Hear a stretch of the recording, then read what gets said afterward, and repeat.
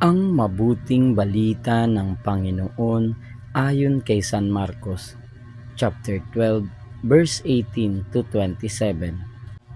Noong panahong iyon, may ilang Saduseyo na lumapit kay Jesus.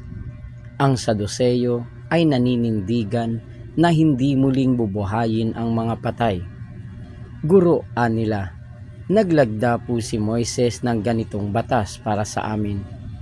Kung mamatay ang isang lalaki at maiwang walang anak ang kanyang asawa, ang kapatid na lalaki dapat pakasal sa balo upang magkaanak sila para sa namatay. May 7 magkakapatid na lalaki, nag-asawa ang panganay at namatay na walang anak. Napakasal sa balo ang pangalawa at namatay na wala ring anak. Gayon din ang nangyari sa pangatlo at sa mga sumusunod pa. Isa-isang napangasawa ng babae ang 7 magkakapatid at sila'y namatay na walang anak. Sa kahuli-hulihay namatay rin ang babae. Ngayon, sino po sa 7 ang kikilalanin niyang asawa sa muling pagkabuhay?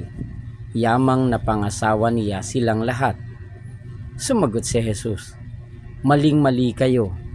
Alam ninyo kung bakit hindi ninyo nababatid ang mga kasulatan ni ang kapangyarihan ng Diyos, sapagkat sa muling pagkabuhay, ang mga tao'y hindi na mag-aasawa. Sila'y magiging tulad ng mga anghel sa langit. Tungkol naman sa muling pagkabuhay, hindi pa ba ninyo nababasa sa aklat ni Moises ang tungkol sa nagliliyab na mababang punong kahoy?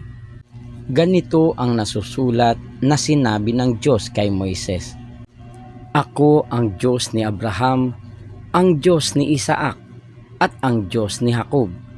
Ngunit ang Diyos ay hindi Diyos ng mga patay, kundi ng mga buhay. Maling-mali kayo." Ang mabuting balita ng Panginoon. Pinupuri ka namin, Panginoong Hesukristo.